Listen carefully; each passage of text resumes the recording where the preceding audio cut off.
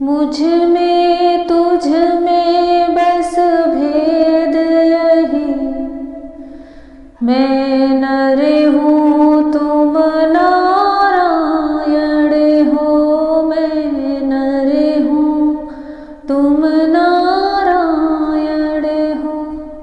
मैं हूँ संसार के हाथों में, संसार तुम्हारे हाथों में।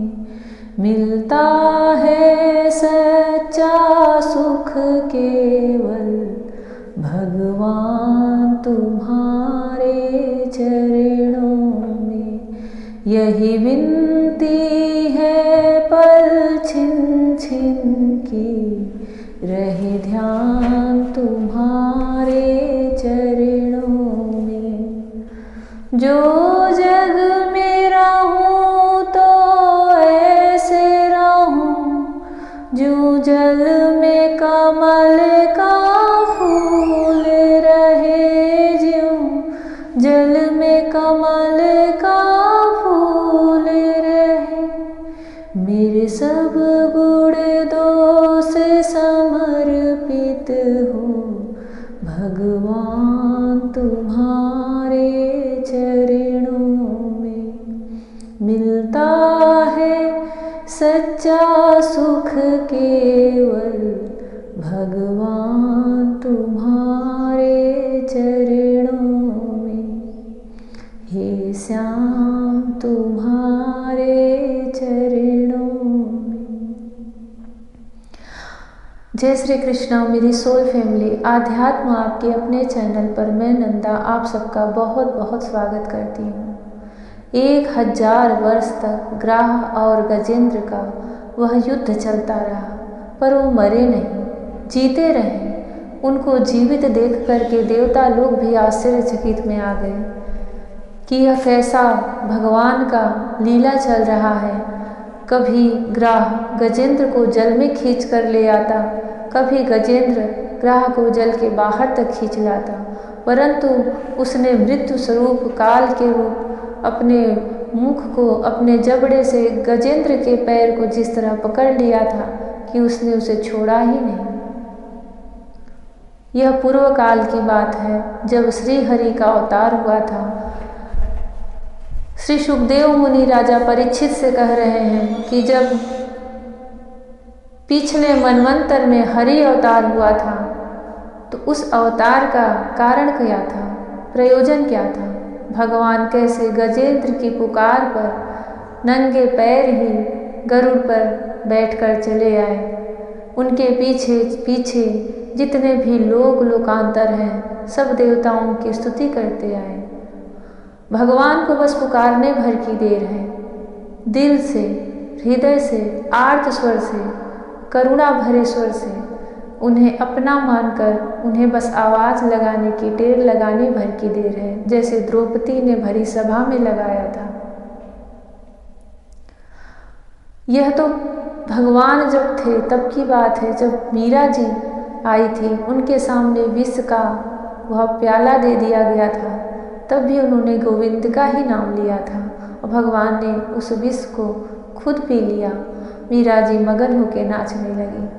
श्रीमद् भागवत महापुराण का यह बड़ा ही महत्वपूर्ण, बहुत ही प्रभावशाली गजेंद्र स्तुति चल रही है।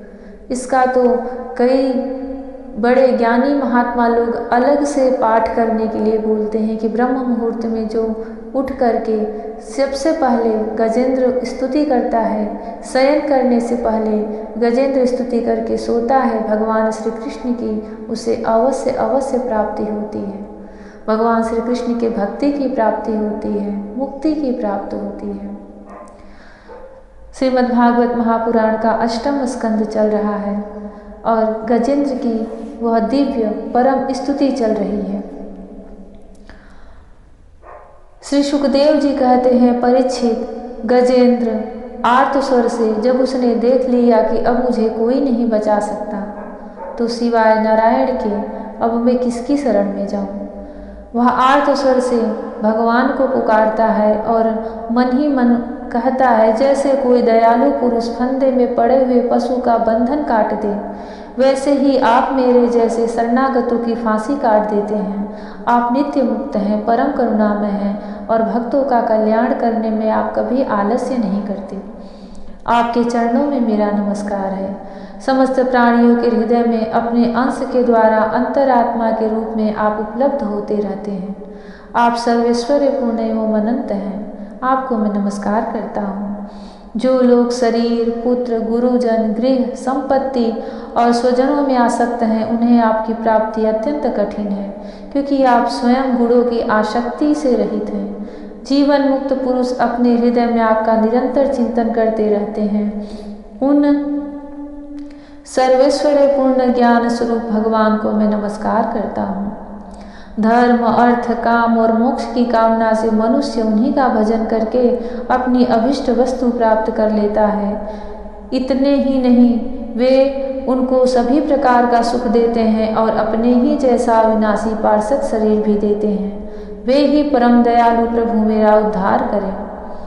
जिनके अनन्य प्रेमी भक्तजन उन्हीं की शरण में रहते हुए उनसे किसी भी वस्तु की, यहाँ तक कि मोक्ष की भी अभिलाषा नहीं करते, केवल उनकी परम दिव्य मंगलमयी लीलाओं का गान करते हुए आनंद के समुद्र में निमग्न रहते हैं, वे अविनाशी, सर्वशक्तिमान, अव्यक्त, इंद्रियातीत और अत्यंत सूक्ष्म, जो अत्यंत निकट रहने पर भी बहुत दूर जान पड़ते हैं, जो आध्यात्मिक योग अर्थात ज्ञान योग या भक्ति योग के द्वारा प्राप्त होते हैं, उन्हीं आदि पुरुष अनंत एवं परिपूर्ण परम ब्रह्म परमात्मा की मैं स्तुति करता हूँ। जिनकी अत्यंत छोटी कला से अनेकों नाम रूप के भेदभाव से युक्त ब्रह्मा आदि देवता, वेद और चराचर लोकों की सृष्टि हुई है। जैसे धधकती हुई आग से लपटे और प्रकाशमान सूर्य से उनकी किरणें बार बार निकलती और लीन होती रहती हैं, वैसे ही जिन स्वयं प्रकाश परमात्मा से बुद्धि, मन, इंद्रिय और शरीर, जो गुणों के प्रवाह रूप हैं, बार बार प्रकट होते हैं तथा लीन हो जाते हैं, वे भगवान न देवता हैं और न असुर, वे मनुष्य और पशु पक्षी भी नहीं हैं, न वे स्त्री हैं, न पुरुष और न नपुंसक, वे कोई साधारण या असाधारण प्राणी भी नहीं हैं, न वे गुण हैं और न कर्म, न कार्य हैं और न तो कारण ही। सबका निषेध हो जाने पर जो कुछ बच रहता है वही उनका स्वरूप है तथा वे ही सब कुछ हैं। वे ही परमात्मा मेरे उद्धार के लिए प्रकट हों। मैं जीना नहीं चाहता। यह हाथी की योनि बाहर और भीतर सब ओर से अज्ञान रूप आवरण के द्वारा ढकी हुई है। इसको रख कर करना ही क्या है। मैं तो आत्म प्रकाश को ढकने वाले उस अज्ञान रूप आवरण से छूटना चाहता हूँ, जो कालक्रम से अपने आप नहीं छूट सकता, जो केवल भगवत कृपा अथवा तत्व ज्ञान के द्वारा ही नष्ट होता है। इसलिए मैं उन परम ब्रह्म परमात्मा की शरण में हूँ, जो विश्व रहित होने पर भी विश्व के रचयिता और विश्व स्वरूप हैं, साथ ही जो विश्व की अंतरात्मा के रूप में विश्व रूप सामग्री से क्रीड़ा भी करते रहते हैं। उन अजन्मा परम पद स्वरूप परम ब्रह्म को मैं नमस्कार करता हूँ। योगी लोग योग के द्वारा कर्म वासना और कर्म फल को भस्म करके अपने योग शुद्ध हृदय में जिन योगेश्वर भगवान का साक्षात्कार करते हैं, उन प्रभु को मैं नमस्कार करता हूँ।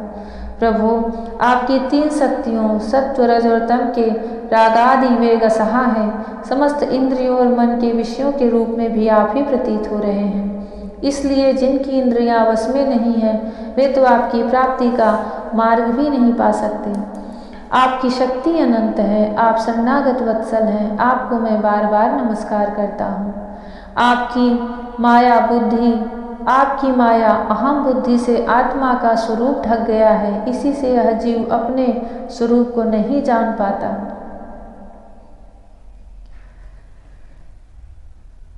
आपकी महिमा अपार है। उन सर्वशक्तिमान एवं माधुर्य निधि भगवान की मैं शरण में हूँ। श्री सुखदेव जी कहते हैं, परीक्षित, गजेंद्र ने बिना किसी भेदभाव के निर्विशेष रूप से भगवान की स्तुति की थी। इसलिए भिन्न भिन्न नाम और रूप को अपना स्वरूप मानने वाले ब्रह्मा आदि देवता उसकी रक्षा करने के लिए नहीं आए। उस समय सर्वात्मा होने के कारण सर्वदेव स्वरूप स्वयं भगवान श्री हरि प्रकट हो गए। विश्व के एकमात्र आधार भगवान ने देखा कि गजेंद्र अत्यंत पीड़ित हो रहा है, अतः उसकी स्तुति सुनकर वेदमय गरुड़ पर सवार हो चक्रधारी भगवान बड़ी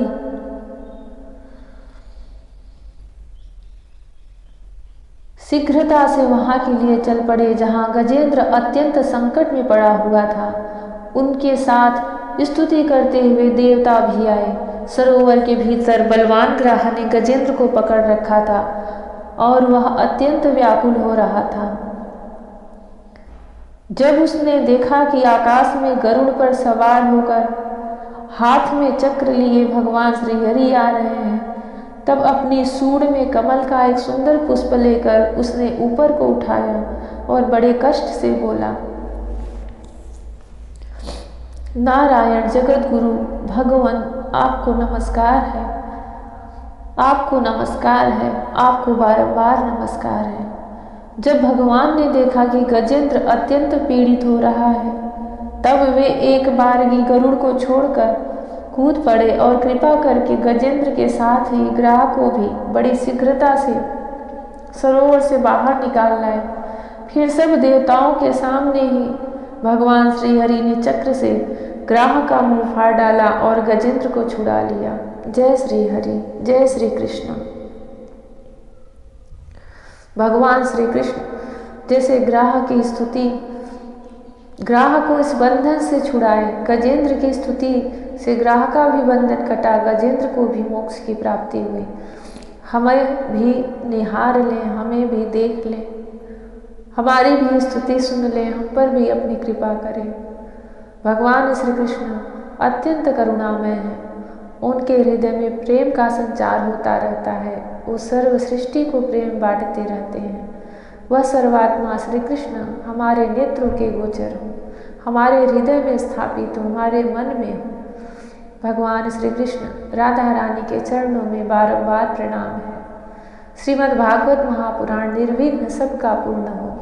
भगवान श्री कृष्ण की प्राप्ति हो, मुक्ति की प्राप्ति हो, भक्ति की प्राप्ति हो, मोक्ष की प्राप्ति हो, आनंद कंद श्री कृष्ण चंद्र भगवान की प्राप्ति हो। जय श्री कृष्ण, राधे राधे, जय श्री कृष्ण, हरि ओम।